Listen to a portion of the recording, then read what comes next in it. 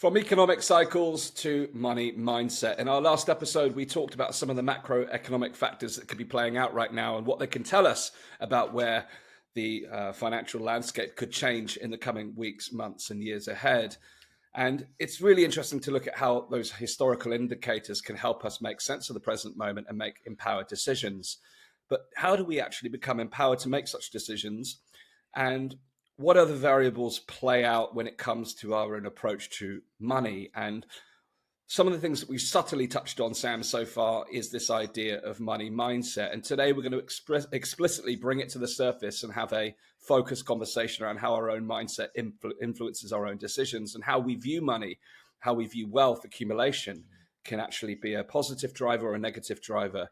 And of course, in the world where we're, talking about the role of elite influence and elite capture, our perception of money and power can be distorted by what other people do with that money and power. So it's going to be a fascinating episode as usual. Buckle up, grab yourself a cup of tea or coffee, join us for a deep dive into the world of money mindset.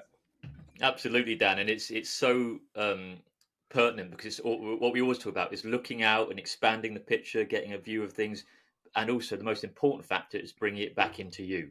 And it kind of echoes the lines I've said before, which is we can understand what's going on, we can try and navigate it, but so much of it is, me versus me. Yeah. In terms of how I relate to it. And we can look at that on all factors, but, let's zone in today on money and our relationship with it, because you can understand the waves, you can learn to ride the waves, but I think we can all admit that self-sabotage and our own patterns of behavior can absolutely shift how that all plays out. We've all seen it in our lives. So looking at that and trying to get hold of that and understand it is really what can transform. So it's often, transforming the inner so that we can actually shift to what we experience in the outer world. And that's the real deep core work that can help us in all walks of life. Yeah, and I'll give a kind of context to why I think this subject is so important right now, both from a kind of personal standpoint, but also from a wider standpoint.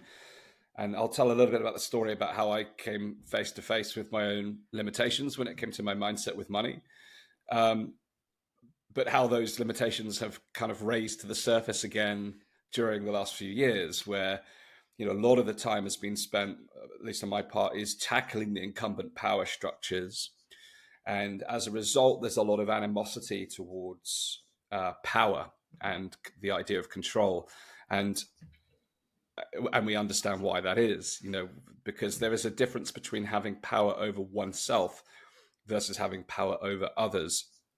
And there's this kind of confluence of the idea that money corrupts, and it's that corruption is absolute, and that people who have money and power are by default bad people or end up in positions of power where they make the kind of broad decisions that influence society in a kind of centralized, planned way that we're kind of experiencing right now. But we know that when you take a broader, more nuanced view, we can see that that's not true. No, and so as you speak, Dan, just these snippets come in because they're kind of tenets that are so well known in our society, like money is the root of all evil.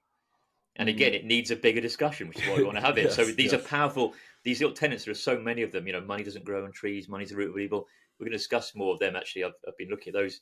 They have some, they're not completely invalid, but again, they're not nuanced and holistic, which is what we always want to bring to discussion. So that's what, as you spoke about that kind of topic, Dan, that's, interestingly, even though I don't necessarily agree with that fully, that was the phrase that came into my mind, how powerful they are. They're implanted there in our society. Yes. And what that leads to is, fascinatingly, of course, is an attempt to decentralize power. That's a lot of what we've been talking about here.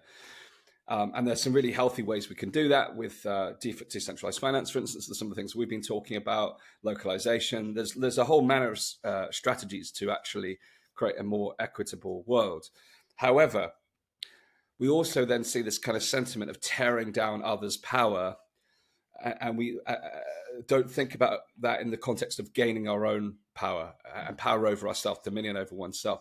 And in business, one of my old mentors used to say, never go out and seek to destroy your competitors. Go out there to build your own tower, build your own business, build something that stands on its own 2 feet, build something that's so compelling that people come to you rather than knocking your competitors and slandering what they do.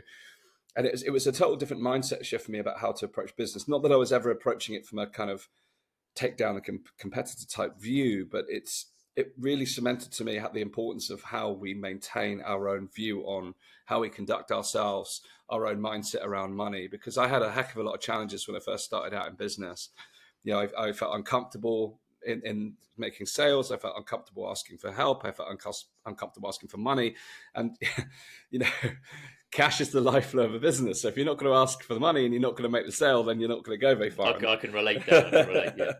And that's ultimately what happened. So I had to do a lot of work on my inner mindset. And a lot of that mindset enabled me to make some real progress. It took some time, of course, like anything. You don't go to the gym once and get a six pack. You've got to keep working on it. But I found a lot of those unhealthy mindsets were rearing their head again over the course of the last couple of years as I was rallying against the elites. And I had to keep reminding myself that money itself is not the problem, and neither is power. It's how both of those are wielded. And I found myself increasingly in communities where there was a really aggressive animosity towards money and the accumulation of money, and almost that those people who are trying to better themselves or advance their business are somehow bad and part of the problem. And that's all I felt like I was starting to get contained to the point where I was like, right, I need to go and spend some time with my entrepreneurial friends who completely see the world differently and see the world as this abundant space where, we're in a zero-sum game where, value is created from nothing. In the same way that money is created from nothing, but value itself is created from nothing. Totally, and I like the way you've brought the word value down, because even that, the phrase "money is the root of evil." Well, we need a discussion. What is money? Yes. And money is, like you said, a value, a transaction of your energy and your time. So it's almost, again, shrinking this down to these trigger words like money, and we picture the kind of notes, the cash and that kind of. But what is it really? Like I said, everybody's in an economy where, even if they're bartering mangoes in Bali, you're in an economy, and what your money is might be mangoes. And do you think mangoes are the root of all evil if you're trading mangoes? Somebody's got more. So it's all these connotations around it. And I mean, I've got a great story from my own crypto journey, Dan, of a mentor, taught me a lot. Days was told an amazing story because he was a really early adopter in this space, because he had a background in the tech side. So, a coder and really deep in this. And because he was so early to space and involved, he did make an incredible amount of money, and got into that kind of six figures very early. And he told the story that what was so interesting was, and he's a really, balanced guy, very much on our page, and very empathetic guy. So he wasn't the kind of, just want to get rich quick, but that was a byproduct of him being involved in this space and being early to a lot of things. And interestingly, he made it and lost it all, to the point where had to move back in with his family, and really sort of almost ask for a bit of help and all that went with it. But what's so interesting, he was curious about how that had happened. And a lot of people can say on the surface, oh, it's just bad decisions or bad luck, or didn't do the right things with money. But he realized it was conditioning. So he said he'd been brought up in a family where, I think it was particularly one of his parents, his father, was always railing against anybody with money, to an extreme level of saying anybody who's got money, is evil and it's not good. So there's this guy who's found himself a lot of money, and that association was so powerful from his childhood, and this kind of that he'd manifested giving it away. He didn't feel like it was a good thing to have, and a lot of that can be subconscious, Dan, rather than actually. Yes. It's and in hindsight, he realized that's what's played out. He realized, I need to heal that, because that's playing out, and I've it wasn't that he was reckless, but as we know, these programs are so subtle, they can result in you, almost giving it away or losing it on purpose to kind of realign with where you're at. And I thought that's so powerful. And he'd healed that and then moved on, made a lot of money. And it was a really valuable part of the journey. And so I'm pleased he shared that, because it shows that you can't just understand the market, be early and ride the waves. You actually have to see where you're at and what relationship, because if it's not right, you can do everything right on a sort of binary level and be in the right place at the right time, but you'll be able to screw it up or sabotage it just from your own subconscious programming and your conditioning. So it's really powerful to look at that and explore it as part of this whole journey, and because as we know, it goes through all facets of our lives. Money is a very powerful one because it affects us all, and we're all in the economy.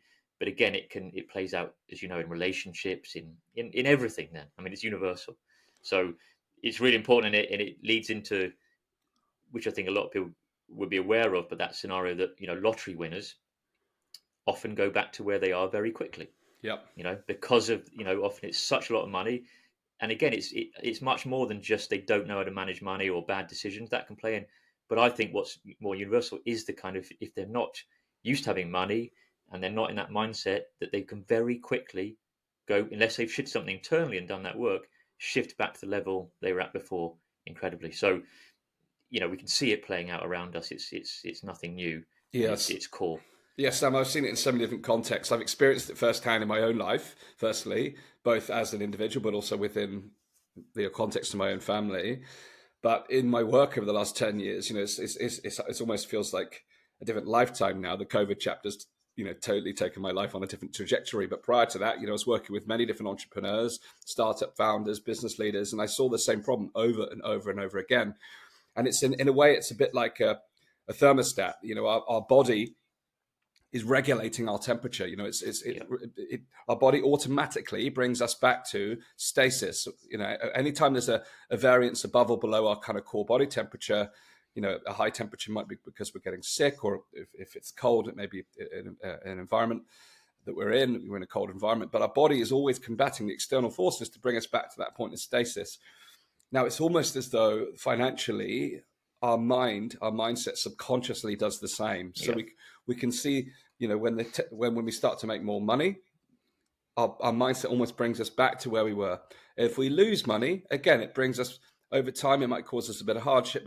Most people find a way to get back to where they were, but we can find ourselves stuck in that point of stasis without doing some further work on our mindset. And there's a lot to that. It could be programming, again, some conditioning from our youth, where we hear things like money doesn't grow on trees, or a lot comes down to choices. You can have this or that. You can't have both. And all of these different stories that we hear as we're growing up, not just from our family, but from the culture, from education, from our friends, from the people we surround ourselves with. And these subconscious primers actually play out in our day-to-day decisions, whether we realize it or not. And there's the old adage, you become the average of the 5 people you surround yourself with. And that's why, again, we've used different analogies. If you look to people who are healthy in body and mind, you'll see that their physical body is of a certain standard. Usually, if you look at their peer group, more often than not, that they usually are surrounded by other fit and healthy individuals. And the reverse is also true. Totally. We can lift each other up, and we can pull Absolutely. each other down. Absolutely. Yeah. And the same is true of money, and it's interesting because if you are and I've been through this, when I started to surround myself with, very successful entrepreneurs, they had, they would turn up to the meetings and they're, Porsche, Ferrari, Lamborghini. I didn't have any of that, and I still don't have any of that. But when I turned up to the meeting, I felt inadequate. Then, I felt like, who am I to spend time with these individuals, forgetting they're just human beings that have made some decisions further up the line that have led to different outcomes. And I had to really go to work onto myself to feel comfortable. And many of those individuals that at the time I kind of looked up to with great admiration, I had to shift my thinking to, rather than looking up to them, which is, you can do that with humility, but I spent more time looking into them. What are the decisions? What's their mindset? How do they think? How do they think about money differently? How do they think about business? And these are, again, even as I'm talking this, I can hear some people from the kind of communities I've been in over the last couple of years being very skeptical about people of wealth and how they behave. But these are some of the most generous, loving, kind, happy people that I've ever known. Of course, I've met other people with money who don't have any of those characteristics or qualities. But the idea that because someone is quote unquote rich or wealthy means that they're somehow bad, or somehow they've screwed other people to get rich, is just a fallacy. And I had to really, really go to town on my own mindset to overcome that. And to the point where not only was I able to look into people rather than look up to them, so I wasn't putting them on a pedestal anymore, I was putting myself on a level. But actually, over time, now realizing that the gifts and expertise that I have is different to what they have, and they would come to me with different problems. Even though I didn't have the same level of affluence, they would come to me for answers. And that for me was really a beginning of a different shift of how I viewed myself. But all of this is in a dialogue. All of this is how I was viewing myself. And I had to really work on how I viewed my own self-worth, and how I viewed money, and how I viewed business, and how I viewed the act of service and contribution through business. And in doing so, I made such progress in business. I went from being, burnt out, stressed, hugely burdened into debt, to finally making progress. And there's still a lot of work to do, because again, going through this period of time, I've spent so much time in activism, giving myself, giving and giving and giving, to the point where last year I looked at, our business, we'd made a 5-figure loss in business because I wasn't keeping track of the numbers like I should have been doing. I was focused on the impact I was making. And as a result, I'd made some poor financial decisions. And it all came back to me. I said, this is a reminder that you need to level up your mindset and recognize that you can prosper whilst making an incredible difference in the world. And I think this is really, really key for people now, looking at all the things we're talking around money, economic cycles, because I know that there's this innate resistance within the kind of communities that we're operating in that now feel very uncomfortable about money because of the nature in which the elites that we talk about have wielded their power and their influence over others. Totally. We need to bring those two things that you talked about there into balance, Dan, again, isn't it? Which is Yes. the really empathetic, caring, helping, and abundance together. Rather, Yes. we can so easily, and I know a lot of people getting burnt out, but that's where our real power lies if we can bring those together, because we can have that's why I love talking to this community about getting abundance and us praying for the longer term so we can build more projects. The ethos mixed with abundance, rather than ethos mixed with, well, money's not our thing, but sort of rail against it, is combine those two to give us more options and to build and I always talk about it. It's about creating, and isn't it? Being creative and understanding that we deserve value and we can do good things with it. So it's absolutely crucial work for all of us to build the foundations of the things we want to see in the world, and um, make progress in that area. It's so important. Yeah, one of my old mentors used to say to me, if you can improve your health, would you? If you can improve your relationships, should you? If you can improve the environment around you, would you do so? Yeah, And he said most people would say yes to those questions. They think it's a noble cause to improve your health, your relationships, and the world around you. But then when it comes to the question of should you increase, if you can increase your wealth, should you?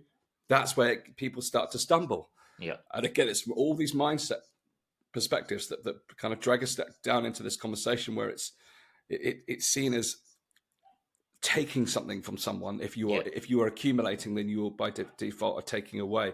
But it's therefore only looking at it as a monetary exchange. It's not yeah, looking at it as a value exchange, yeah, which is where, if you think about some of the wealthiest businesses in the world right now and the impact they've created on the world. Okay, you could dispute some of the social media yeah. companies now. Oh, Again, it's a absolutely, yeah, nuanced conversation, and even some of the big companies. There is a whole conversation around the exploitative nature of companies. But again, those stories dominate over the companies that have made a vast influence on the world. yeah. Because they're creating actual value, Yes. and ethically and in tune with things, and that's it's important to look at that exists, absolutely. And again, it's that kind of like, if we become so passive and so kind of in a victim mindset of it's just all that, well, we're not involved, you know, in drawing value into our areas and doing that. We need to be a proactive part of the ecosystem. If we want to balance things out, rather than just rail against what that ecosystem, we need to be curious and get involved in a good way and try and shift it down. It's like we talked about supporting, decentralized, blockchain projects. Well, that's a part of shifting the mindset and getting involved in those things. Rather than just going, oh, the big boys are much more dominant. They got that, but they're going to stay dominant unless we do take steps forward. And a thing that struck me as you talked about, meeting those kind of entrepreneurs who made a lot of money, is getting out of labeling again and judging those people and being curious. Yes. That's the curiosity, because I've got a really interesting sort of experience in my life when I lived in France. And again, this is not about bashing, different cultures or different mindsets, but generally, um, we have a more of an entrepreneurial view in the UK, and France is less entrepreneurial mindset, and there's loads of reasons that socioeconomically over their history. But I experienced it when you could have two people in a bar. I could come in and say, I had a great idea today. I made 10 grand, right? You could have one person on your right saying, and this was typically more entrepreneurial mind people say, brilliant for you. That's great. Tell me how you did it, because I want to do it. Yes. or you can have somebody else on the other side who's stuck in victim, who can say, "Oh, it's all right for you," jealous, and don't even ask how you did it Yep. because they want to stay there. So they're comfortable staying there. Actually, rather than say, you can be a little bit even jealous, you could, or be inspired and go, "Hang on, that's great," but be curious and find out. But a lot of people are stuck in that. Well, it's all right for you. I'm here, and they just never ask. So that curiosity, like everything, and you sort of meeting those people down and actually being curious about their mindset and what they might have done differently or how they react to things, is what is so much more interesting. And you find out so much more, and you learn more, and you get value of each other. And I know that from you know being around people, um, who've always had a lot more money, and they're viewing it in a completely different way. It's not that they were evil or darker. It's just that they related to it differently. It's fascinating, and it shines a light on our own attachments or our own way we've looked at it. And like Dan, I love different perspectives. Rather than saying which one's best, I just love getting a multitude of perspectives. It shifts your thinking, doesn't it? And you often don't realize you're in a box until you've seen something outside of your box. I think one of the most profound sort of self development course I ever did was just made me realize. It was a weekend course of kind of self actualization. It made me realize how many boxes are in. I didn't even know I was in them. Yes. Yes. But and then Yes. when you start to see, oh my god, where have I got that from? And it could be really simple things, but how many things of these are my own ideas? How Absolutely. limiting they all are, and how attached I was to thinking I'd come to them, and sort of blowing them open. I mean, blew me wide open. It was extraordinary. It was uncomfortable Yes. because I think so much of comfort, Dan, we talked about it on the other podcast, where people are uncomfortably comfortable. But comfort comes from people thinking they know where they are, even if it's limited, Yes. and often feel threatened or uncomfortable with abundance or even freedom. It's like, and that's how the system can really keep people. They self-police. It's almost like I don't necessarily like where I'm at, whatever, but I know where I'm at and I'm comfortable with that. And sometimes you come in and really want to blast that open, that can feel really uncomfortable because you don't know where you're at anymore and it's new, you know. And it can happen in so many ways. I remember on my sort of raw food, I always come back to it because it's such an important part of my journey because it brought up a lot of these thoughts. Dan, was when I was on that process of cleansing, I felt so awake and so unsedated and so kind of aware and alert, which was amazing, but I wasn't used to it.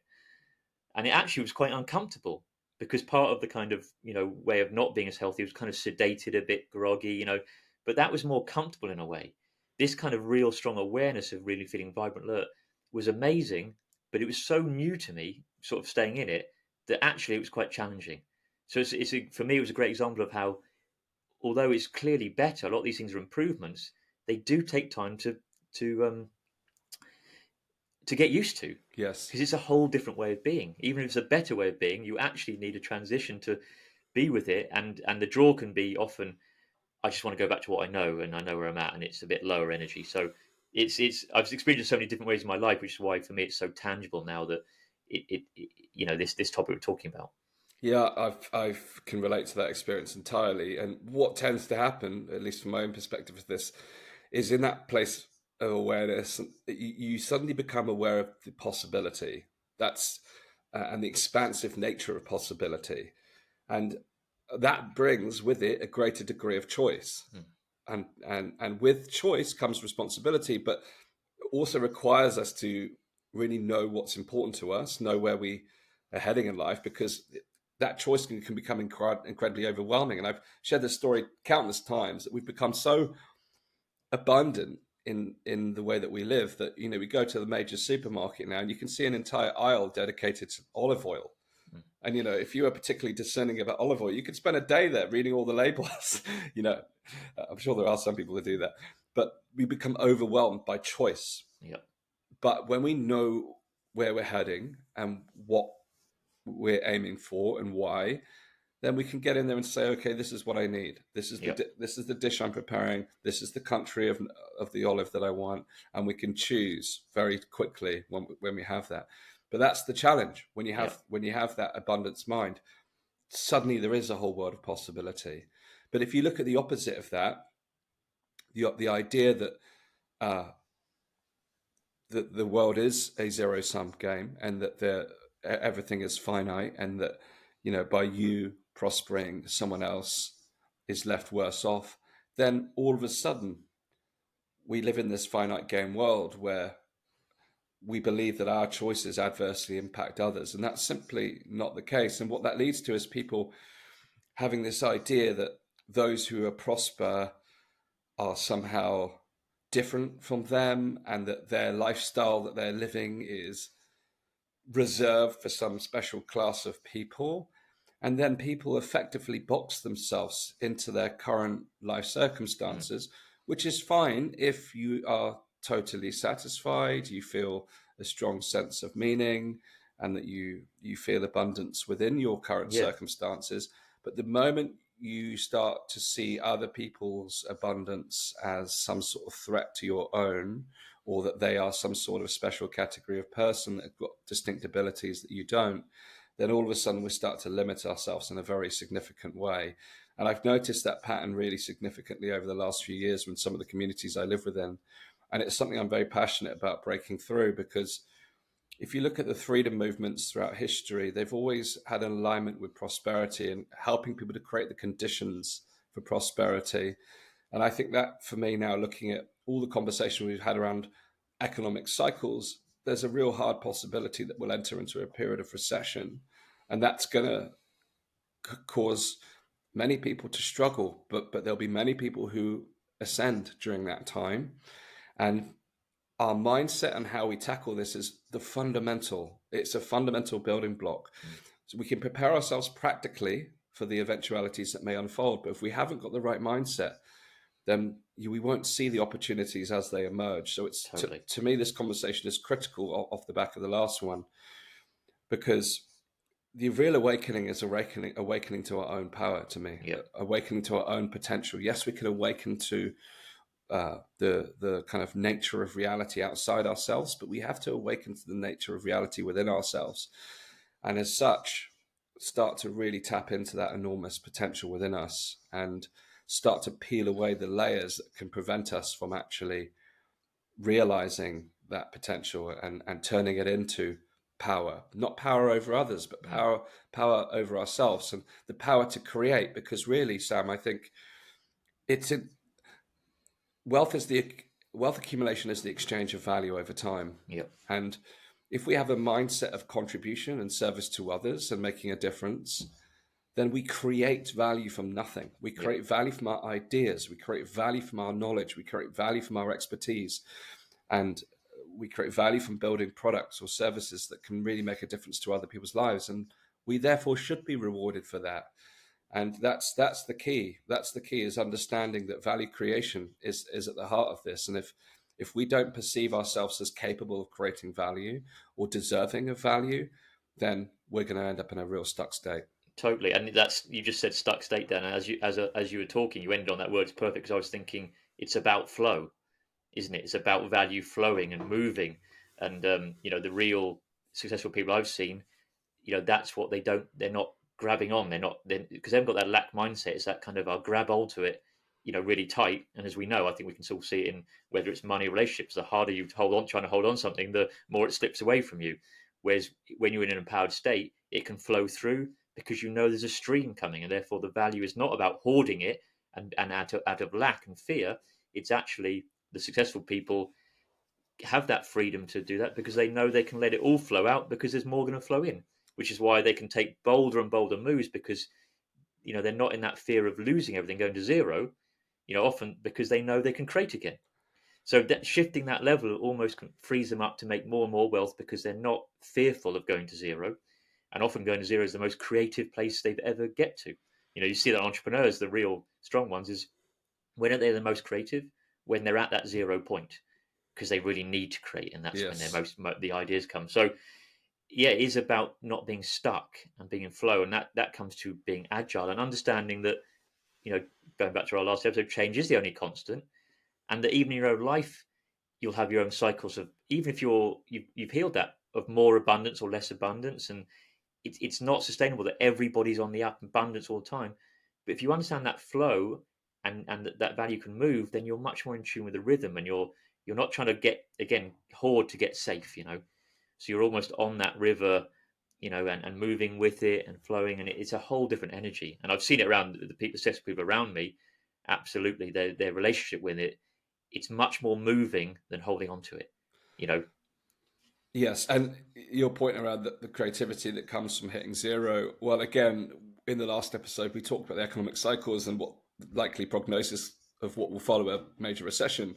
Well, of course, the collapse leads us to the rise. Yeah, yeah, The end leads to the beginning, yeah, and it is that pressure that creates diamonds. yeah, It's a cliche, but the hard times forces us to look within ourselves to find the strength to build something new, and that's the reality of things. Hard times build strong people, and totally. it's a fun. I mean, sadly, you think. And over the years, I've heard so many inspirational stories of people who've been through real struggle or pain to finally break through. It's like Yeah, why must we endure the struggle? It yeah. seems like it's part of yin It's and the yang. journey. It's the Yeah, journey, Dan. All a yeah, part of the yeah. journey. Yeah, And a lot of it, really, if you break it down, is actually breaking us out of our comfort zones. yeah, I've heard stories of people who've had serious health conditions, or they've had an accident, or they've lost a loved one, and it's the catalyst point that makes them say enough is enough, or they've yeah, had a breakdown in a relationship, yeah, and it's completely ripped the rug out of their life, and all of a sudden it's like enough is enough. I'm going to do things differently, yeah, and it's almost like those external stimulus is what gives us the impetus to say enough is enough. I'm going to break through something, and I call that going from zero to one. And it's something I've yeah, explored, Sam, so extensively over the years, trying to understand how do we help people go from zero to one without some vast external trauma. yeah, And if you look at the last few yeah, years, we've got an external trauma that's now awakening a lot of people. yeah, It's breaking lots of people's bubbles, but with that comes with when our reality is shattered, as it has been over the last few years, around the kind of incumbent nature of the world. For a lot of people experiencing that for the first time, they can start to lose their footing. And yeah, this is again where it comes back to having a solid ground to build from, and our mindset gives us that, so that we can rise up beyond this. But it's easy to get sucked into trauma. It's easy to get sucked into fundamentalism. It's easy to get sucked into nihilism, particularly in times like this. But we've got to surround ourselves with people who have got their feet fully on the ground and starting saying, I can see what's happening around me. Like that, like yourself, I talk about you being the rock in the river, that mindset of being able to say, okay, all this is happening. I'm witnessing it. I'm aware. I'm an yeah, observer. But now I'm making different choices. yeah, Now I can see. yeah, But a lot of people are getting caught up in the tide. And, yeah, and that's where the greatest risk lies. And there are people stoking the tide. yeah, That's and from all sides, and that's a risk. So we got to grasp hold of our own senses. If we're caught up in the tide, sometimes we've got to cling on to the sides to get ourselves back onto solid ground again. But from that solid ground, we can start to really think forward about how do we move from here. yeah. And for me, it's a shift to being proactive rather than just reactive. And I saw it Yes. yesterday down the whole emergency alert scenario. And again, with no judgment to the reactions to it, we can become very obsessed with what that's happening, and if it takes us off our own path, and we're drained by the whole situation, well, because it's so hard to know what the actual truth is, real, Yes. it's almost Yes. like accepting that and being curious. And so I'm interested, and I'm curious about what that was, what it means, does it, but because I can't know the truth fully, therefore it called me back to, well, I've just got to get on with my own life and be proactive. And there are going to be so many things thrown at us to be reactive to. I think the danger is living in reaction, the rest of our lives, to all the different potentialities, and being distracted from being on our own path and being proactive, regardless. Because the future is, everything's uncertain all the time. So it's getting out of that reactive mode to go, well, I'm moving forward, whatever. And I that doesn't mean that something can't come up and completely put a spanner in the works. But if I live that constantly, then that's getting in the way of me just being on my path.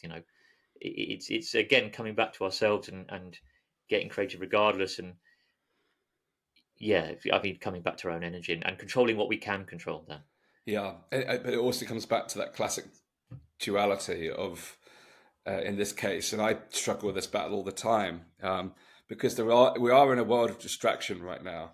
We certainly are in a world of yeah, distraction, and that distraction will prevent us from creating. yeah, But it doesn't just prevent us from creating; it also prevents us from resisting where resistance is required. yeah, And I kind of see a yin and yang in the state of the world, and that we need to resist, but we also need to rebuild. yeah. It's Uh, both, and it's always again that two things, and it is a really hard balance to strike. And it's something, rather than try and say you know where, you've got to look at it, every single day, Yes. and course correct. And I think that's the one. I know from my sort of younger life, always trying to find a system that will work. That was my kind of this. But now, as I've got older and my life experience, you realise there is no system. You have to be endlessly asking yourself almost every day, where do I go today? Because you can be doing something that really works for you, but the environment's changed or you've shifted for all sorts of different reasons. So you need to be able to adapt. And I think that was very freeing for me. I kept building systems that then didn't work, and you go, oh my Yes. God. But that was part of the life's journey to go, you need to throw off those systems and have core principles and ways of working, but know that you always need to adapt. Yes. And that frees you up to almost go, you wake up every day and go, what do I need to do today? And it may be different from what you did before. So, all those building systems helped you learn, but it's almost like the mastery is being able to throw them all off and be in the present moment and go from there. Yeah, and they're always available to you in your toolkit, but you start to learn, almost as we talked about in the economic cycles, is that there are different tools for different circumstances, and that what works today may not work tomorrow. And Yeah. I remember during the previous recession when I was working with a lot of larger businesses, a lot of the conversation we had was around who your customer is today may not be your customer tomorrow, meaning that, the people that can afford your product today may not be able to afford it tomorrow. Therefore, you either have to adapt by creating different solutions to your existing customer base, or you promote your existing products, which are no longer affordable to this particular segment, to a different segment who can, because there are always all-weather customers. There's always people who weather every financial storm because they've made different decisions. And again, talking about last week's episode, having the awareness of those cycles enables us to have that all-weather kind of approach. But it begins with a mindset decision that you are going to become someone who is responsive, not reactive to the environment around you.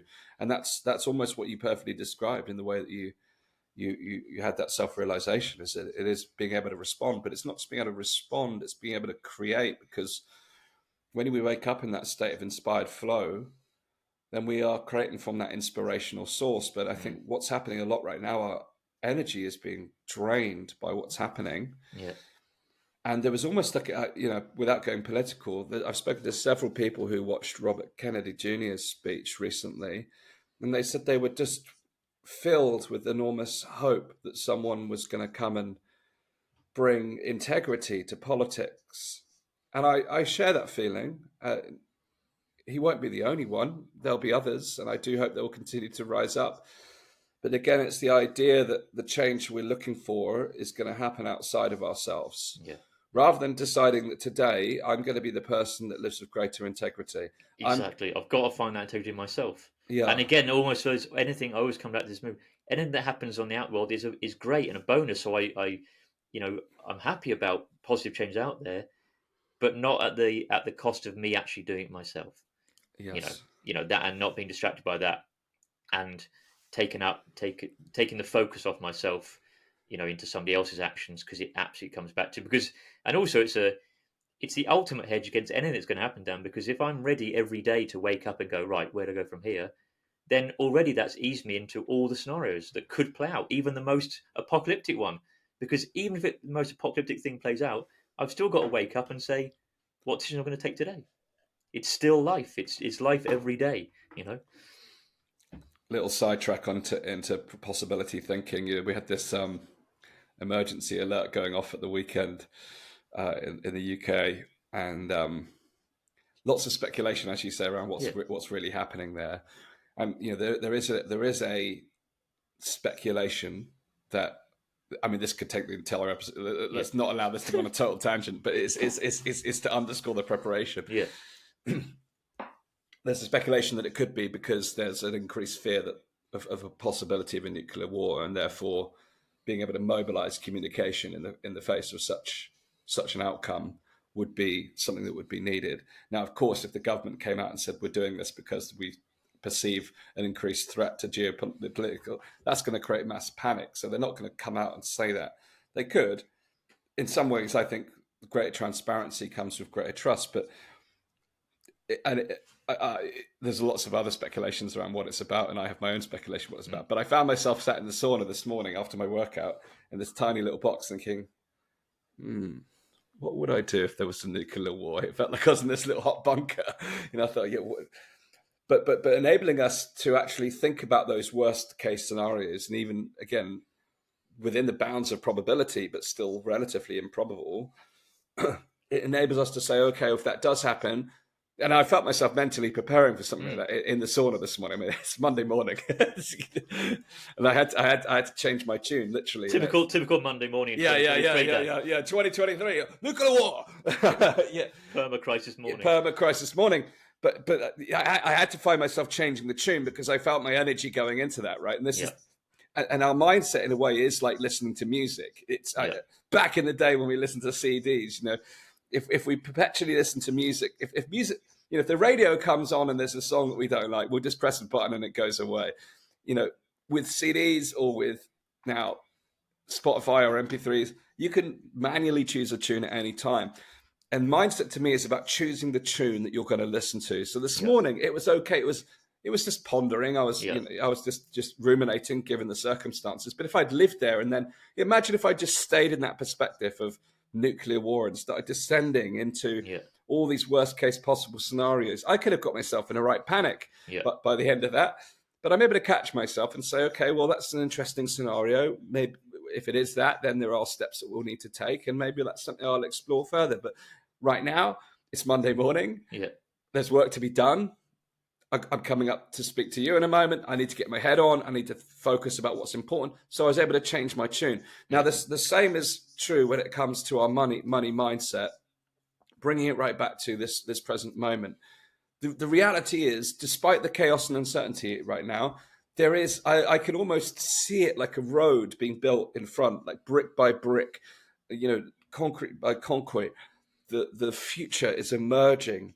But until we get into a place where we allow ourselves to see that possibility, then all we see is the pain and the trauma around us. And that is ultimately going to keep us stuck. And if we surround ourselves with people who are only stuck in the doom and the gloom, and they're unable to elevate their mindset and start to see something brighter, well, then, unfortunately, we all begin to, drown in the tide, rather than we get caught up in the waves rather than surfing the waves. And now the opportunity is there for us to surf the waves, because beyond all of this, there is a brighter future.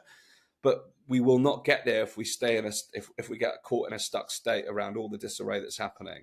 Totally, and it's a bottomless pit. We can, if we want to find more of that info and go down those ones, that's bottomless. And it's not that you're ever negating it. It's that paradox, isn't it? It's awareness of what's going on. It's not negating it at all. It's not this kind of hopium, idea of just think positive. Absolute awareness, and know that there's loads of good stuff happening as well.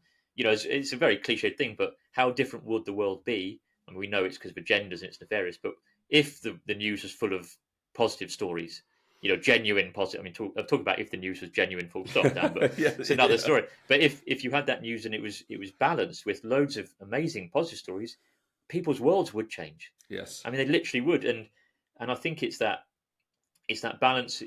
Like always, it's a paradox of staying present, but also being curious about those future scenarios, whether they are, like your apocalyptic idea or even the abundance idea. Yes. Because part of being present, but also preparing for abundance. Yes. So seeing yourself there, so you're ready for it. So equally, I'm ready for loads of abundance, and I'm thinking how I'm going to manage that, because that's where you're feeling into that positive future. And that's the powerful one, is you're already you're starting to embody it before it's happened.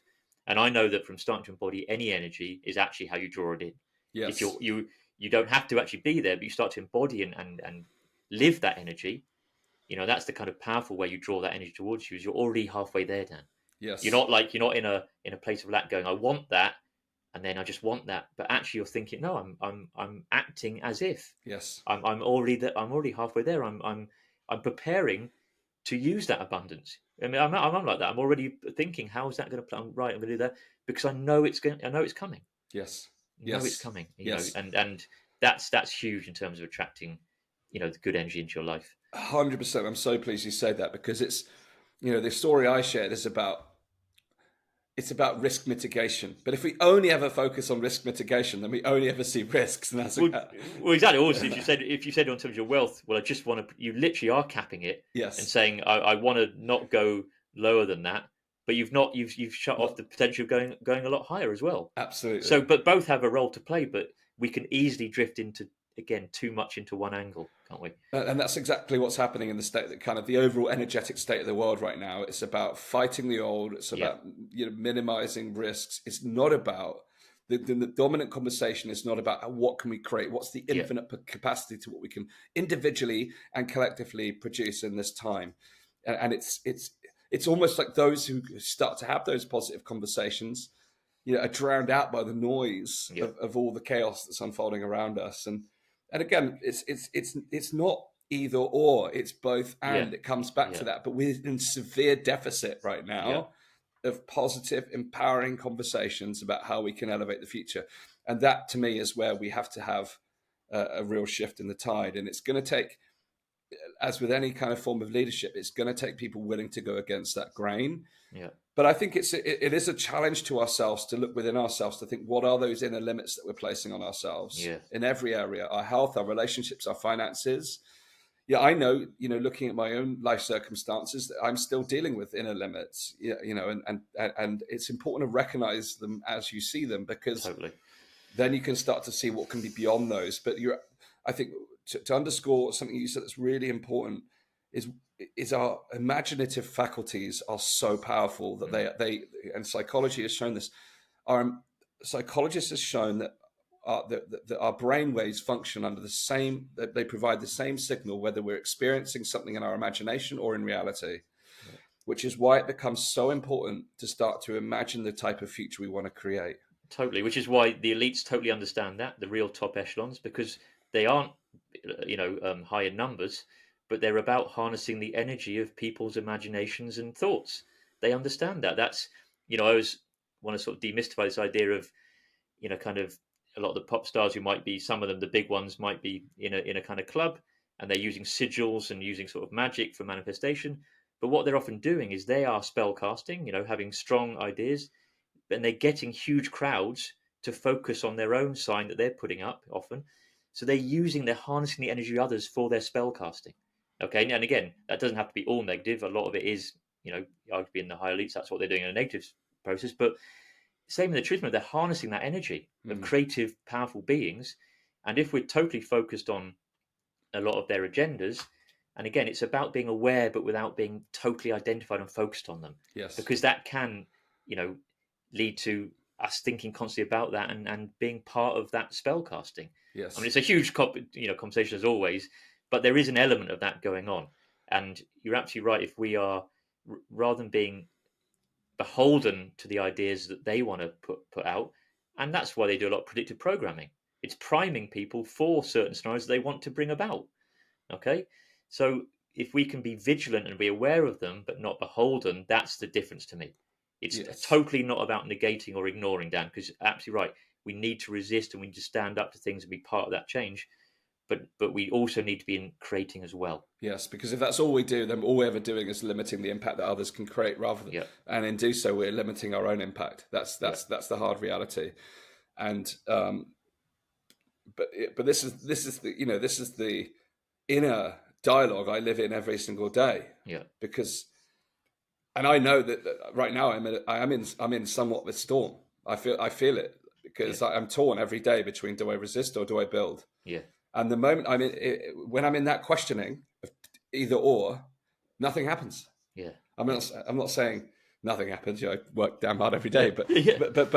there's a block in my own flow there, right? So Yes, yeah, so it's creating the space to say, right, here's where there's an opportunity to put a strong resistance in, yeah, but now that's in place, here's an opportunity to really inspire yeah.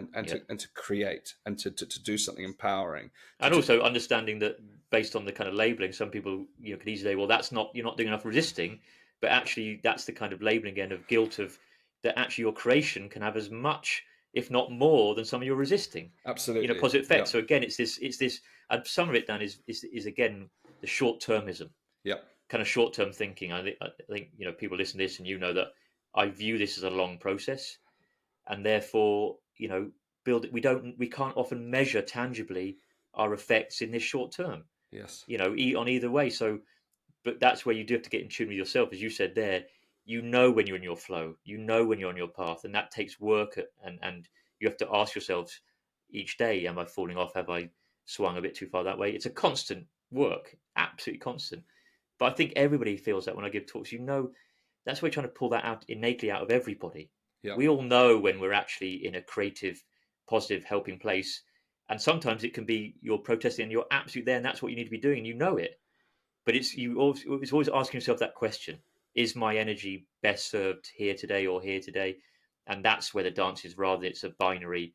This is what you've got to do, and that's where groupthink comes in as well, doesn't it? Where I really want to get us out of groupthink, which is everybody's got to go on their path, and if we all get on our empowered path, that's when the magic's going to happen. Yeah, and by doing so, we will likely see balance. We'll likely see equilibrium, and that the right proportion, the required proportion of resistance will be counterbalanced by the right proportion of creation. It's helping people to tune into that individual path. Yeah, And we've talked about it on the show how other people's viewpoints can knock us off our path. The kind of herd mentality in either way. And yeah, there's almost this flawed idea that it's only other people that get caught up in the tide of the herd. yeah. It's unfortunately not true. We are all herd animals, and that's not a bad thing. We have community. Like, we're not hyper individualistic where we live completely isolated from other human beings, and thank goodness we don't, because No. it would be a boring existence. So the fact that we have connectivity with others is innately wired into us, and we're part of a wider community. Yeah, and I just want to say that those binary ideas, a lot of them spread on, social media or even this community, have much more energy and much more than the longer nuanced discussion. They often drown out, and I understand why, because it's easy and it's quick and it can spread really quickly. A long form discussion doesn't spread as quickly, does Yeah, it? It takes time, and I know it from, again, every time I have in person talks. Dan, I had a long one yesterday locally in Sussex. For 4 or 5 hours we were together, all of us, and everyone's bringing the different perspectives. We talked about the emergency alert thing that's going on, but just by being there and having longer form discussions, I know generally, or that's my sense, that people are generally more soothed by, rather than being pulled around by a post that's gone viral or a little clip video. I know it myself. Without that kind of tribe around you to discuss and get grounded with each other, and that's all of you bring your perspectives and sort of what it does is makes you all look at your own reactions and just reflect on them. And I know it's just more, the long form is more soothing, yes, and yeah. the other one is spiking and addictive and quite dramatic. But I don't feel like it's healthy for any of us, It's myself not. I mean, included. it's just as a practical experiment. I put a bit of a tongue-in-cheek / warning video out on Friday. 6 minute, 5 6 minute Yeah, video, infinitely more views than the long-form content. yeah, yeah. Like I loads saw of that then. Yeah, loads of comments, loads of shares, yeah, thousands and thousands of views, and it's like, all right, I did bit in a bit of humor in that one, yeah. so but it's or But try I to. could see, I could see that, because obviously we discussed it a lot, and I know that we were railing against that kind of drama. And I knew as I saw it, I knew you were playing with that at a certain level, and it's just so interesting. It does speak, click on some, dramatic events, and they're much, yeah, they grab our attention. They're much more exciting, and they are distracting, and yeah, it's hard to get that long form. But I just know from, we talked about, finding it hard to reach the younger generation, but you said the exact point. I know that when you do, they appreciate that longer discussion. And it's like society, I like it when you go into cafes. If you can break down those kind of quickness, everybody's yearning for that connection. Yes, That's yeah, part of the illness of our society, is that a lot of people think, oh, I can't do it, I can't break down, and we're kind of, you know, I mean, I'll just go back to my own journey, Dan. I've seen this shift from running bars and restaurants in my younger days, and I had lots of staff who were younger, and I saw the shift of the internet and social media coming in over a 15-year period. Because when I first went there, it was literally pre-internet, pre us having smartphones, pre all that stuff. It was still phone cards and phoning home on the public booth and sending a yes, postcard and writing a letter. And long form conversation was, regardless of the age, was more the norm because there was nowhere else to go. yeah, So people built those skills. And I remember being a young guy, being there 18, and being intimidated by kind of older people who I was working with, but there was nowhere to go, nowhere to hide. Yes. So I built, and what I saw, which was quite sad to see over time, was people became scared of interacting. They could interact endlessly on their phones or their emails or whatever, but when it came to direct questioning, people felt quite nervous, Yeah. and I could see that skill set almost diminishing. But I know that if you can get through that, they are yearning for that connection. Yes. Everybody is. Yes. Yes. I think that's universal. Everybody's yearning. So I mean, I'm passionate about trying to break down those barriers and get conversations with anybody because I'm curious, and we're all curious about each other. Yes. And we're in a society where we can easily judge and label, but everybody's interesting, and everyone's got a perspective that I want to hear about Yeah. on every form, and so getting to those bigger conversations is so important, Dan. And it's not about waffling about philosophy. It's some people judge it as that's not getting to the point. I know that I can go round and round in circles, but it does. I know it has so much value, and it does get you through some real big blocks, Yeah. and makes you feel connected to people and sharing whatever's going on, sharing the human experience. Because I said that down to some of the local groups I was in early, but whatever happens, I just want to have people I can share it with Yes. and be curious and go, wow, or oh my god, this is.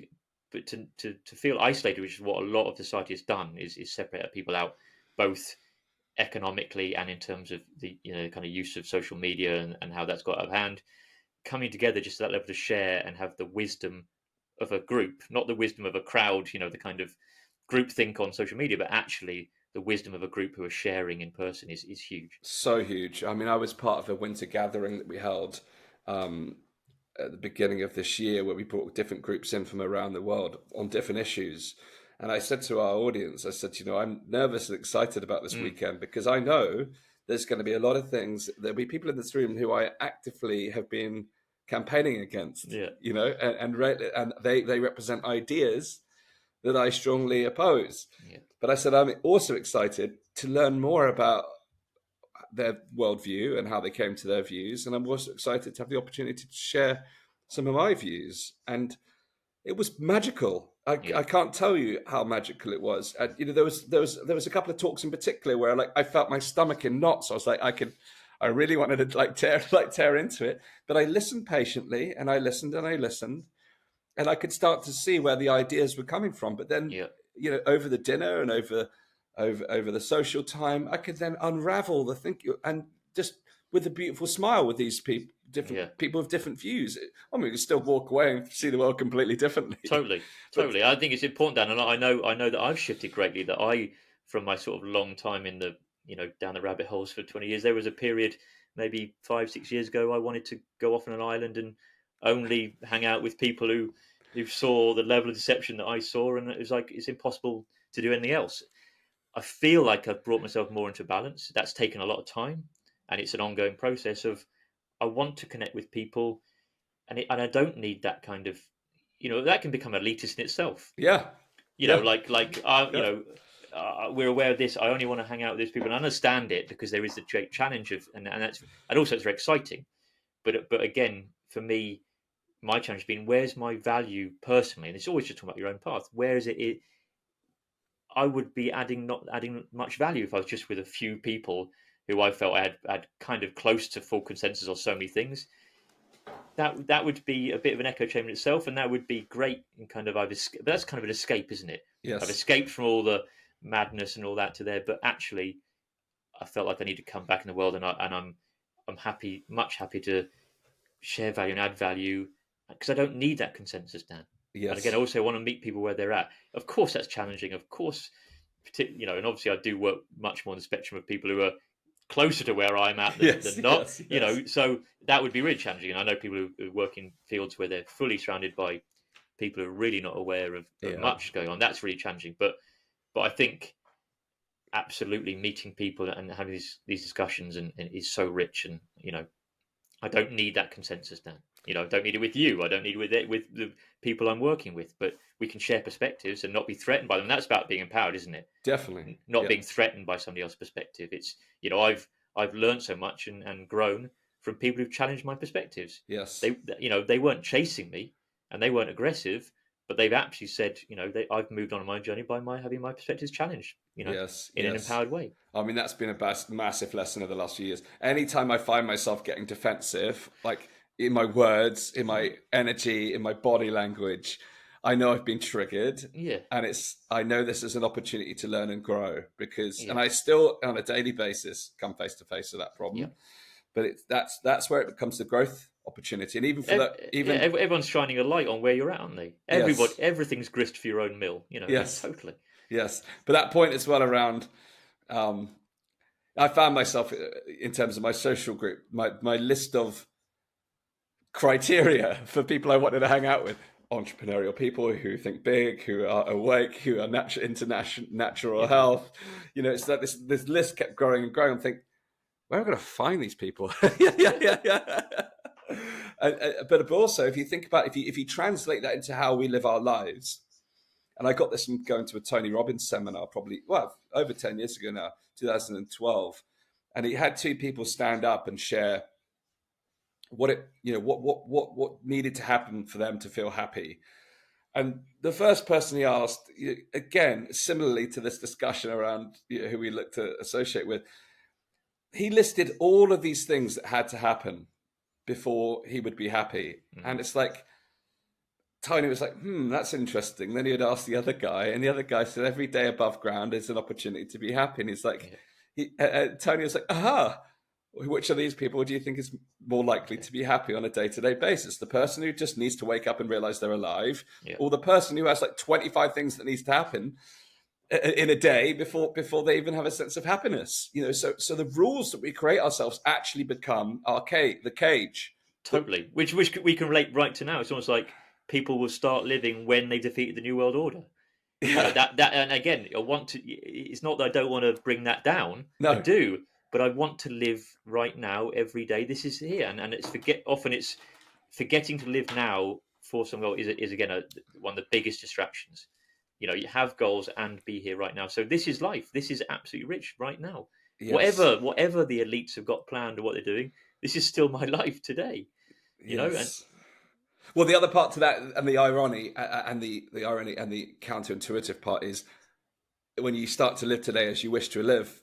That is actually how you get the result of yeah, destroying the yes, NWO yeah, anyway. well, exactly. That's my long term thesis. Yeah, Yes, yes, absolutely. yes, Yeah, yes. It's hard to get your head around that, but ultimately, when everyone does that, the tide shifts so rapidly. yeah, It's a cultural shifts happen when we all start to live differently. yeah, Um, that's a whole conversation around leadership, followership, and what it takes to catalyze that kind of change. But ultimately, every conversation like this is an opportunity to make that kind of shift within ourselves. Um, Sam, I think we've laid a really solid groundwork for understanding that how our mindset can play out in different ways in our life. I'd be curious to explore in the kind of final elements of this conversation some of the things that have either been most powerful for you in terms of your own money mindset breakthroughs, and I'll yeah. happily share my own, but also other wider observations where you've seen changes in others, because I think it's quite nice for people to walk away not only understanding the importance of how our mindset plays out every single day in every area of our life, but specifically around money, Yeah, some of the practical things that people can think about in order to start creating shifts. Because I've got a stack of different examples and practices that I've learned over the years that have helped me in this area. So I'd be really curious to kind of have unpack these in the kind of final stages of the conversation. absolutely. Well, one of again, there are loads of little details, but almost the overarching universal thing that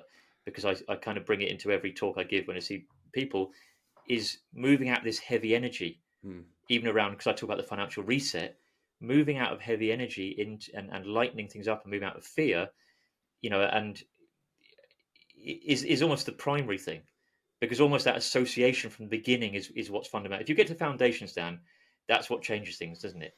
Because often you can be lost up here trying to tweak things, but if it's all built on a foundation of a certain energy, then it kind of doesn't matter what tweak you're doing up here. You're still building on those foundations. So really looking at those foundations of your relationship with things is really pivotal. And I've seen obviously my journey's been a long one, and I'm massive in it.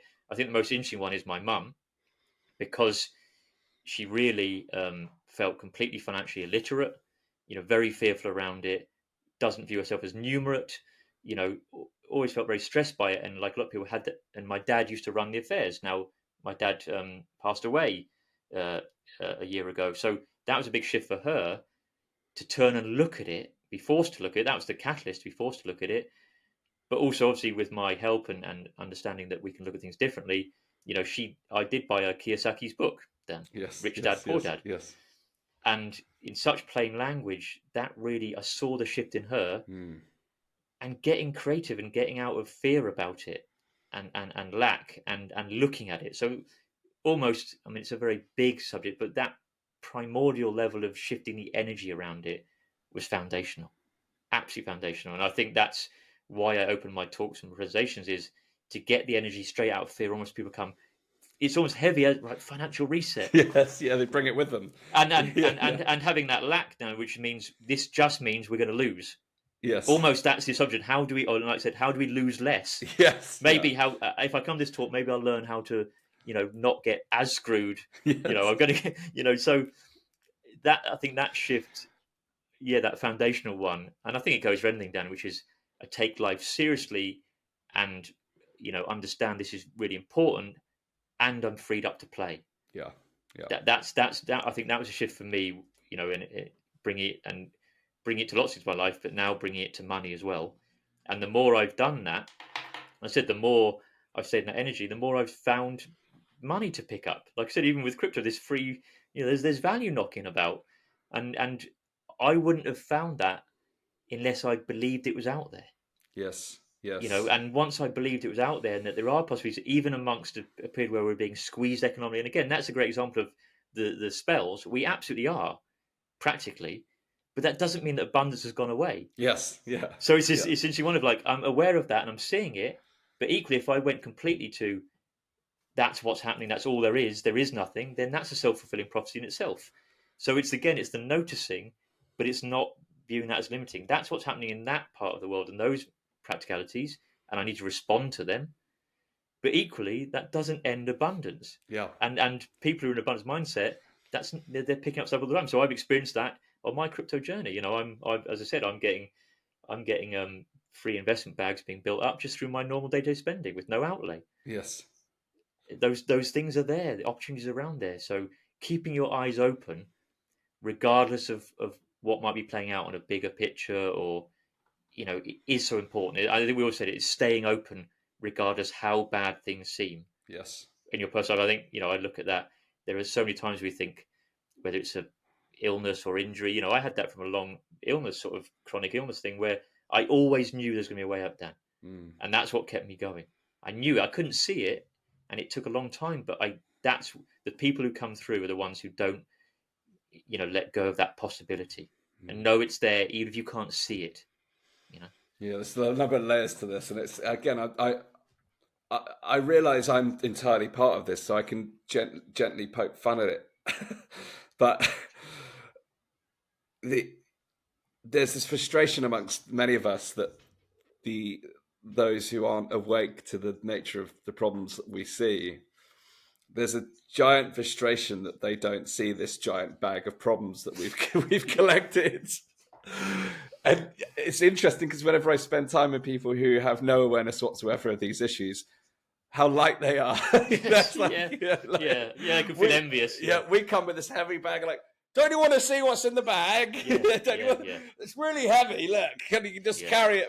It's like we get frustrated that people, and there's a lesson in that, because like I think subconsciously people know what's in the bag. They're like, your back looks like it's breaking. I don't really want to take that.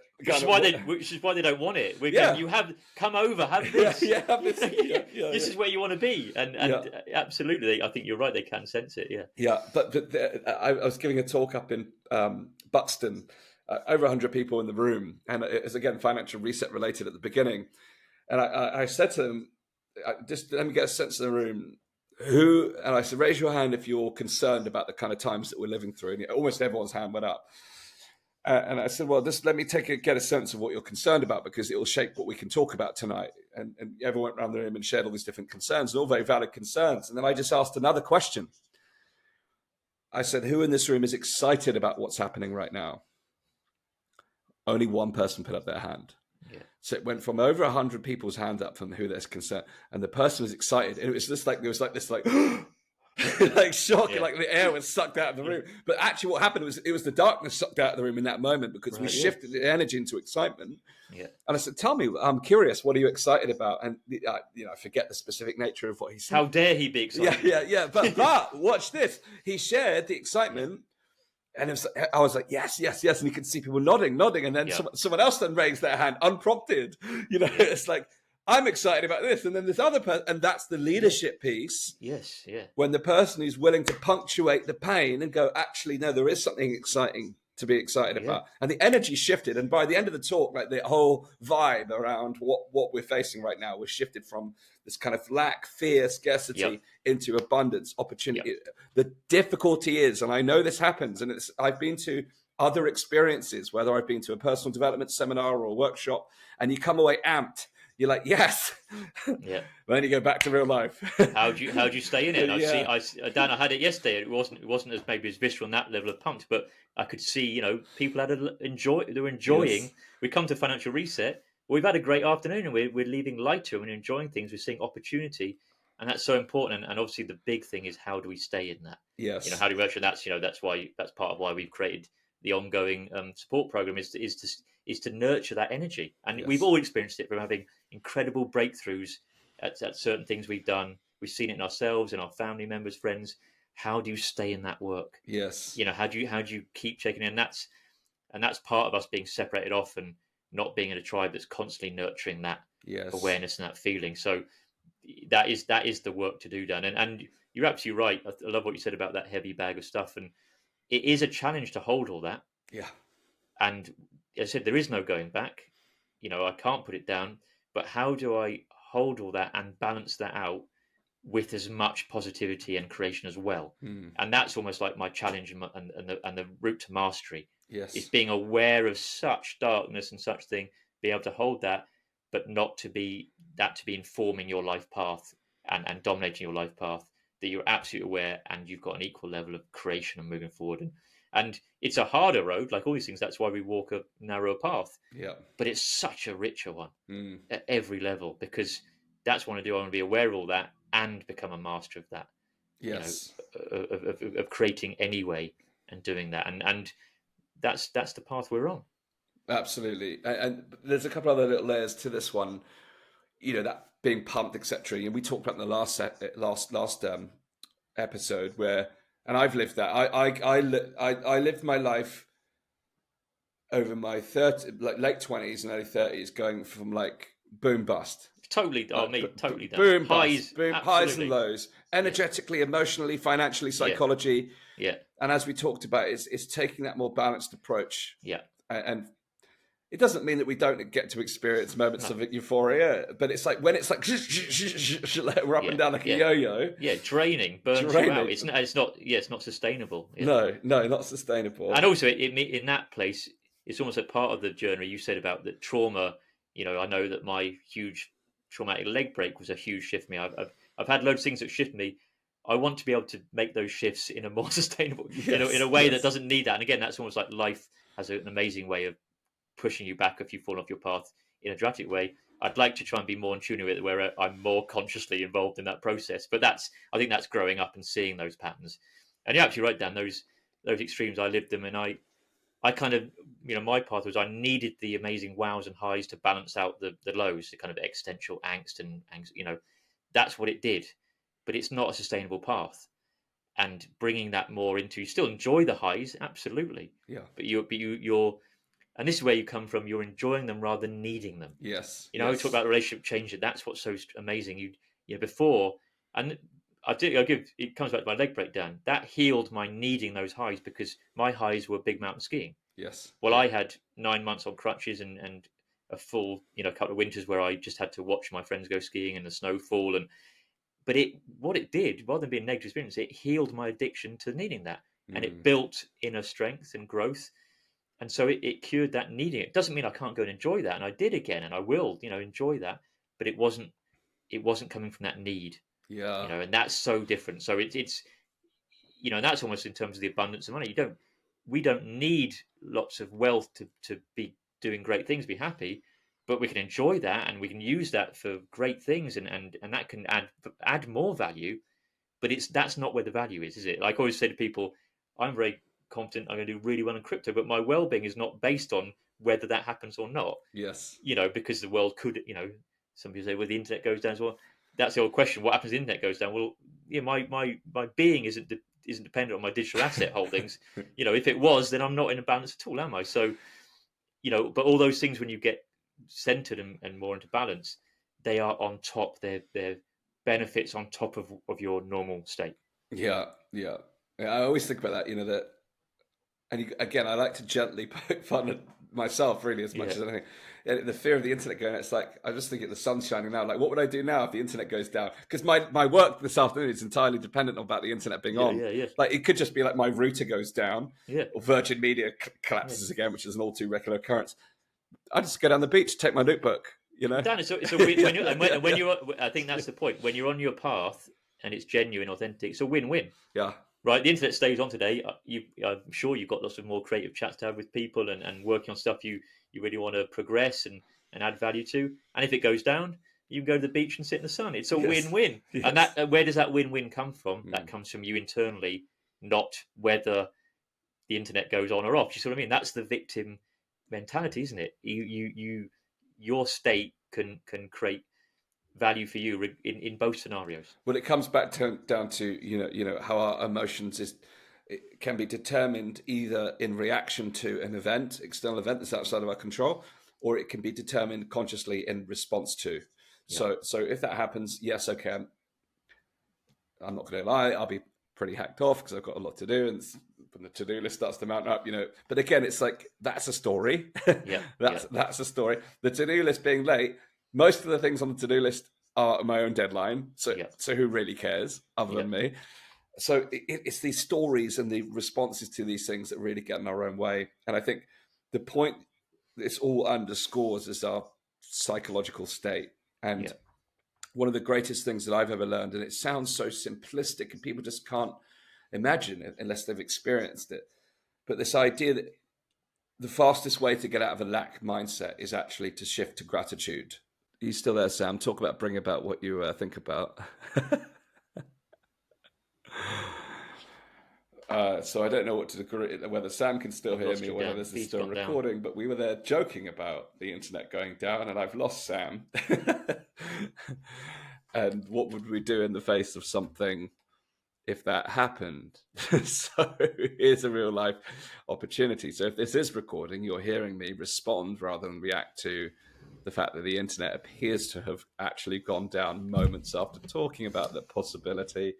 I'm not going to rush straight out into the sunshine, but I am going to continue to talk about gratitude until Sam comes back. I don't know if you can hear me yet, Sam. Fastest way to get out of a lack mindset is to experience gratitude for all the things that we already have. Because the reality is, even in the developed world, we recognize that in the developing world, people live on less than $1 a day. And of course, we're all got different varying financial circumstances, and I've been in times where I've been in desperate financial need myself due to my own decisions over my entrepreneurial career. But the moment I catch myself and can come back to gratitude and experiencing a sense of real appreciation for all the things I already have in my life, and it doesn't have to be material things. In fact, it's sometimes better if it's not material things, and that it's actually things like the air we breathe, or the fact that all of your limbs function, if that's appropriate to you. It's the things that we can, the blue skies that I can see outside the window today, the fact that the sun is still shining, and it shifts us emotionally into a place of appreciation, and that energy of gratitude it's been said that in a state of pure gratitude is the ultimate antidote to fear. So if we're feeling fearful or in a state of scarcity or a state of lack, then taking the time to appreciate everything that you do have. And what I found is, like anyone else, I've been in difficult mental states over time. It's particularly the last couple of years, it's challenging. And there's been times I've thought to myself, man, this is heavy. So, and I asked myself, what am I most happy about right now? And sometimes that answer wasn't immediately forthcoming. But I shift the question to what could I be happy about right now? And all of a sudden it's like, well, I could be happy about this. I could be happy about that. And the same is true of gratitude and appreciation. What could you be appreciative for right now? What could you be grateful for? And Sam's just texted me, crazy. My internet's gone down. I don't know if you see that. I mean, if you want a real-time example of, be careful what you wish for, and how you think about is what you bring about. So, I don't know if we're going to get Sam back on here in time to conclude this episode, but we're already running at just over an hour and 20. So I'm going to leave you with that thought to ponder upon. Firstly, how do you shift your own internal energy? It doesn't mean we ignore the problems around, but we don't have to carry them all around with us all the time. How do we shift our energy into a state of gratitude and positive expectation or positive anticipation? I also shared during the course of this conversation that sometimes things have to happen to us externally. Sam shared about the impact of his broken leg. Now, I'm sure you're with me in thinking, I don't really want something like that to come along and and give me the lesson I need to learn. So we can actually mentally prepare for that by asking ourselves questions like, what are we no longer prepared to settle for? What am I no longer willing to tolerate? Because asking these questions helps us to define the outside of our comfort zone. It helps us to realize where we're playing safe or where we're holding back. So asking, what am I no longer willing to settle for? What am I no longer willing to tolerate? How am I holding myself back? These three questions can help us to understand where we're potentially stuck, but it can also help us to define the edges of our comfort zone. And then we start to ask ourselves, what am I committed to instead? What would I choose to commit to moving forward? And this is where we have the opportunity to design a more compelling future. But where things get difficult, particularly if we've been stuck in pain or we've been stuck at looking at the kind of darker realities that have emerged over the last few years, often it takes a little while for that darkness to dissipate, which is why that practice of gratitude is really important, because if you can flood yourself with that positive energy again, it's almost like, the other day it was really cloudy and overcast, but one of my friends who's just got back from Mexico said, the reminder that whenever you get on a plane, you go through the clouds and it's just like bright blue skies. And it's that bright blue sky is always available to us. We just got to figure out how to get beyond the clouds. And, by doing so, we can actually create the conditions for creativity, and we can open ourselves to abundance. So by asking ourselves, what are we no longer willing to settle for? We can kind of stack the pain around our present circumstances, but then start to identify something that's more bright, something that's more compelling, something that's more exciting. So almost like when I shared that story about the talk in Buxton, when we shifted the energy to excitement, the whole atmosphere in the room changed. And we moved from a place of fear into a place of abundance. And from that place, again, it's not just woo-woo. There are endless psychological studies on this, profiles around how our mindset impacts our what we think about, how we feel, and the decisions that we take. So our money mindset can help us make more empowered decisions about whether it's our finances or how we live our life. So my final message to you is this: decide what you're committed to and make a plan, because this is our opportunity in these times, is to actually start to live in accordance with the kind of world we want to create. It's an opportunity to design a compelling future. And when we think about a compelling future, we don't have to zoom out 50 years and start to imagine, the technological developments and start to imagine what the world will actually look like in 50 years, although you can, if that's of an interest to you. You can start something much simpler. What does your life look like? How much time are you spending in nature? How much time are you spending with loved ones? What does your social circle look like? What's your material abundance look like? Are there dreams you've always had that you suppressed, that you've said are reserved for other people? This is an opportunity to start to make those things possible to you, because ultimately what stands in our way is the stories we tell ourselves and the limits we place upon ourselves in our own mind. It's time to shine a light on those limits, to see where our shadows lie and start to move beyond those things.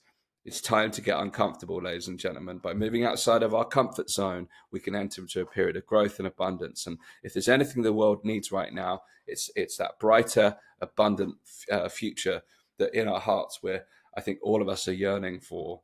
And it's the stories of limitation, or the stories of lack, or the stories of the idea that by becoming prosperous ourselves will somehow diminish someone else's prosperity is in most cases flawed. It's not to say there aren't extractive practices, and it is not to say that there aren't exploitative people, but I'm talking about you and I, and we're in charge of how we live our life. We're in charge of how we navigate the world around us, and we're in charge of the values that we live by. So it's where it always comes back to the choices that we make on a day-to-day basis, and by living in accordance with those higher values, by making a decision to move towards a brighter, more abundant future, then that then becomes a possibility to us. So I hope you've enjoyed this episode. And Sam's desperately trying to get back on. The irony of losing him, having just talked about how we'd respond to the situation and it actually happening. Well, there's a lesson in that. We get to prepare for what's unknown, but we also get to play into a new space where we get to create.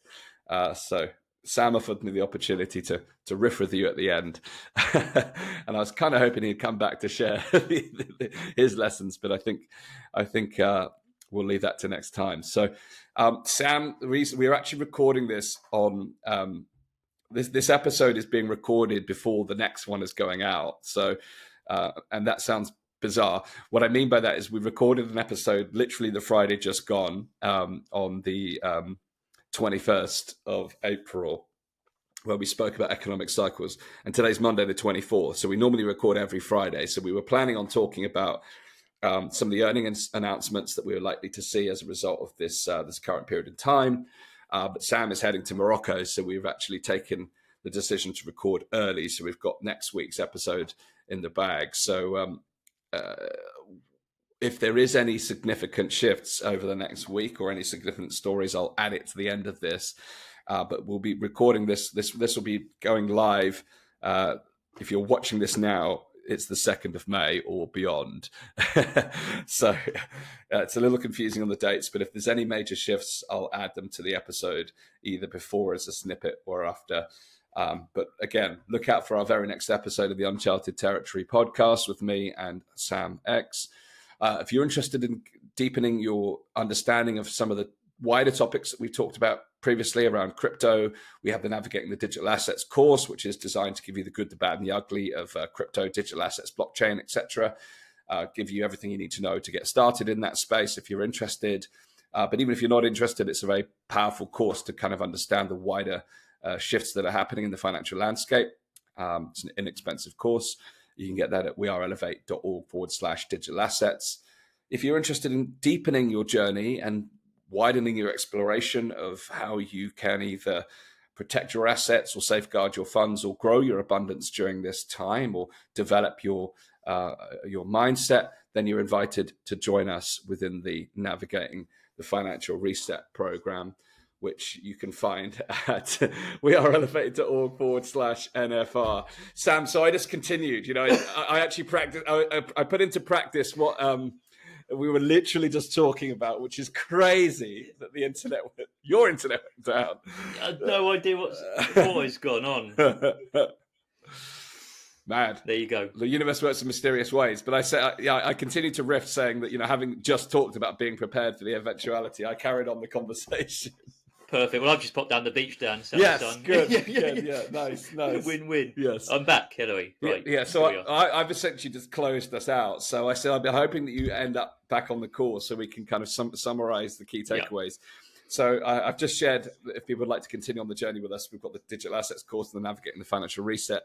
I kind of summarized some of the key points in the discussion. Is there any closing points you would like to make, having just had that experience? Just had an EMP attack in the area. Yes. Just obviously, with what's great about the support program is actually we're harnessing what we talked about today, yes, which is staying in that energy, and that's what I'm passionate about. And I said I progress so much by staying in the energy of people having these kind of discussions. That's what kicked me on massively. So that's what we want to bring to more people who are keen for that, who want to harness that energy. So it's really the marriage of the practicalities and the mindset and the support and the sharing of ideas, which is so exciting. And so I'm looking forward to our next call. Now we're doing a crypto cafe on the 3rd of May. And always interesting times. And that's what, because we're in uncharted territory, it's always interesting times. There's always interesting stuff to pick apart and look at, both externally and in ourselves. And that's the magic of this ongoing journey, Dan. So I'm delighted to be here with you and with everybody else who's watching and part of those programs. Yes, and I explained how we're recording this today on Monday the 24th, and that you're off on holiday, and that and our next episode will probably likely zoom back out again and take a look at the moves in the market that we anticipate, whether that manifested or not. As a result, this episode is going to be released on the 2nd. So the Crypto Cafe you just referred to is part of the Navigating the Financial Reset program. So if you're watching this on the day of the release on the 2nd, then our Crypto Cafe is on the 3rd of May, where we'll be taking a look at the developments in the market, as well as a real practical set of steps for people to get the tools in place that you need. Yeah. How to make the most of it, and a lot of it actually ties in perfectly. It's about not just getting it set up now, but how to be prepared for the abundance later, Yes. and how to make that work for you, how to use it tangibly to add value to your lives, to other people. So a lot of that is about setting those things in place now for that future abundance. Indeed. Cool. And preparing for any eventuality. Absolutely. Absolutely. Including when your internet goes down. The timing of that. Yeah, unbelievable. Yeah. So to find out the details of those programs, look at the description in the chat. You'll see wherever you're watching this, if you're watching this on YouTube or listening on Spotify, Apple. I was talking to someone the other day, said, I haven't got time to watch a video. I said, but do you listen to podcasts? He said, yeah. I said, I didn't realize you had it on the audio platforms. I said, it's right here. Look, I took his phone out, subscribe on Spotify. Wherever you tune into your content, we are on YouTube. We're setting up the Rumble and Odyssey channels this week.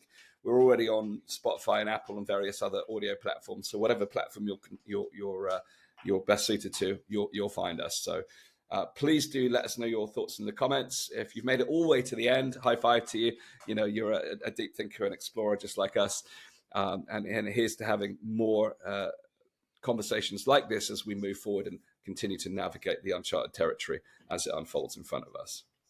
Absolutely. Cheers, Dan. Thanks, everybody. Thank you all. All right. Good stuff. I'll see you very soon on the next episode of the Uncharted Territory podcast.